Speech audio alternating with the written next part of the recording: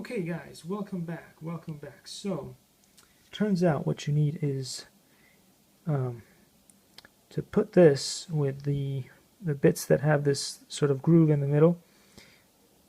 The two screws will go through here and this way, and on the top you only have one hole as opposed to two holes down there, so it's going to go this way.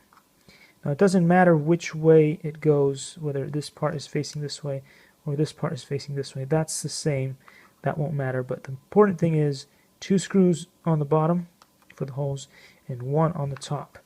As far as the other bits go, you can't put them in whatever order you want. They do need to be facing with these little L shapes, a little bit of the L shape facing inward, and the screw will go in here and this part will go in there like that. So you'll see it creates a little square. Likey.